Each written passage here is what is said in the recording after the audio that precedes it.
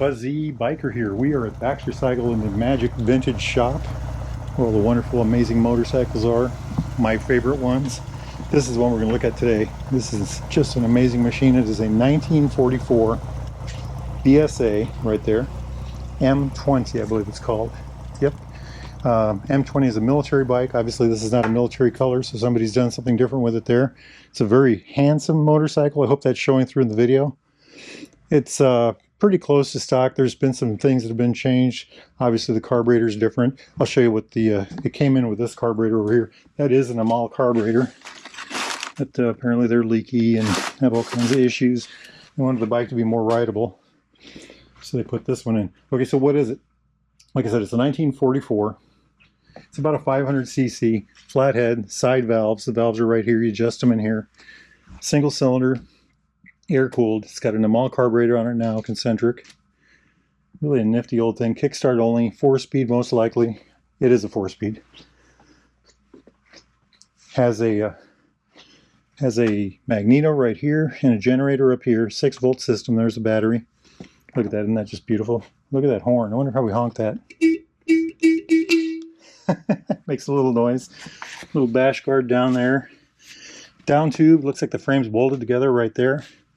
Clutch is under here. This is a tin cover over it. Really neat thing, you know. So the right out of the engine right there. Chain, primary chain. Probably a single row chain, I'm guessing on that. Who knows about the clutch? Isn't that just gorgeous? I love the way, I mean, it's in really good shape. What else can we spy on the engine? I don't know how much power this would have made. I would guess 20 is maybe. Who knows? Probably loads of torque, because look at the long stroke. Loads of torque and a little bit of horsepower. You know, a bike like this probably didn't go all that fast. 50 miles an hour, probably on a good day. I'm guessing on that because I've never ridden one of these. If we get a chance, we can't ride this one, it's a customer bike, but if we get a chance to ride one, we certainly will. Running backwards here, got a rigid frame in the back. It's got the center stand, bicycle style center stand for the back here. These are actually foot pegs right here. This is a tool kit. There's no chain adjusters. You just kind of hit it with a hammer to get it in the right spot, or, you know, pull it loose and do that, you know. See what I mean here? There's no method to adjust it by bolt or action. This is another one of the foot, I'm guessing these are foot pegs. This is a side kickstand right here. Isn't that neat? So you put that down like that. Very nice. Let's see if I can get that back on. There we go. A friend of mine's Royal Enfield had something like that. Now here's the whole rear suspension right here. Oh, check it out. Regulator. Regulator right there. 6-volt regulator. It says Lucas on it. Very nice. So generator there, regulator up there, battery right there. Gorgeous. Little chain cover. We're looking over here. This comes out of the engine. We don't know if that's like a vent tube or whatever, and we're trying to see if it went down to the chain, like if it was maybe an oiler or something, but we don't know for sure. I can't really get a good eyeball on it. This is a dry sump motorcycle. The tank's right here, oil tank. There was a lot of difference to running one of these bikes back in the day. You know, these are not like modern bikes at all. And we'll probably do a video here soon on how that works. Look at this right here. That's for the clutch. There's the Kickstarter. This does not fold in, so that's always out. Check out the foot pegs. This is off the crankshaft. Runs up here. This is probably 1 to half speed right here to run the distributor and the generator. Isn't that really cool looking with that big old velocity stack on there? Just love that. Love it. Just a gorgeous thing. Here it says date. I think that says 58. 50. I can't really read. My eyes aren't that great. And that might have been the last time it was overhauled. Quite a machine. Look at that frame. Right there. Down. So here's the oil out, oil in lines right here, most likely. And of course the transmission is separate from the engine. Frame actually runs between the transmission and the engine.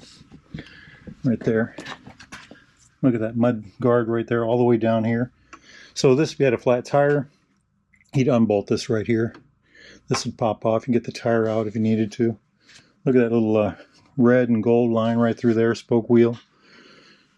Very handsome. You know, there's no seat here, but there are foot pegs. Isn't that something? Jumping up to the front, look at that front end. I've never ridden a motorcycle with this kind of a front end on it. And again, that's something I'd like to try someday.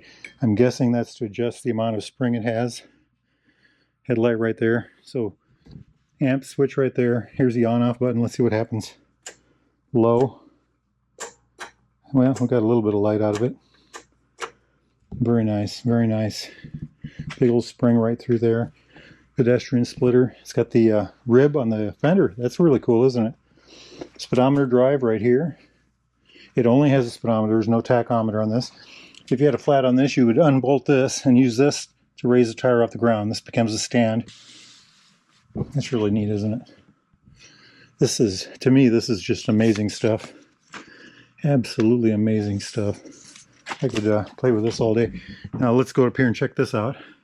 Smith gauge, and I always say it, there's a guy down the road here that works on these. He rebuilds these. He can print new faces, new glass, recrimp the cases, do the insides. Anyway, M gauge, we already talked about that. That's the only gauge on this bike. Mirrors. One of these is going to be timing for the magneto, and the other is going to be choke for the carburetor. Not sure what this is, maybe a kill switch or something. Horn, of course. Clutch, and then, you know, the stamp levers. Stamp steel, and then of course the brake over here from brake. Fuel. Look at that paint. I'd like to show you how that works, but I don't want to twist it because I got it taped. And then of course the seat. And look at how this tank comes back on this side. Over here on this side it notches out, and I'm not sure why. Oh, probably the oil and stuff. Who knows, who knows. It's really quite a machine, isn't it? And of course the mechanical brake. I just love the old brakes, you know. What's this wire for? Oh, that's for the taillight. Copper taillight, check that out. Isn't that neat? I bet that doesn't put out a whole lot of light. Here is the electronics, the modern electronics of the day for the taillight brake light. Hooks to this, you know, so the brake lever, pivot point, arm over here. Here's to adjust the brake on the rear. I just love these foot pegs. I mean, look at that. Very interesting design. And I think I already pointed out this is tin. Just gorgeous. Bash plate on there. I would love to hear this running. The mechanic that is working on this is actually out today, so I don't know what we're going to do about that. This is a toolkit or kind of a box to put things in. Beautiful machine, and I love the color. Just love the color. All right, my friends. Hey, quick before we go, check this out. BSA Thunderbolt 650. Just a beautiful thing. I think they've ran that through the shop already. And just right quick, beautiful old Triumph here, 500. New valves. I'm not supposed to show you this one, but we'll do it anyway. Check out the alternator. Three spring clutch, double row chain. Gorgeous, gorgeous. And this one is a work in progress. Don't know anything about that. Anyway, if y'all are interested in a newer used Royal Enfield Triumph, classic British bike of any type, like any of these, need parts, work, accessories, doodads, thingamajigs, jackets, anything at all, get yourself over to Baxter Cycle here in Marnie, or go to baxtercycle.com. Make sure you tell those guys Fuzzy Biker sent you. Now, if it's a nice day where you're at, get yourselves out there and ride, my friends. Life is good. Wahoo!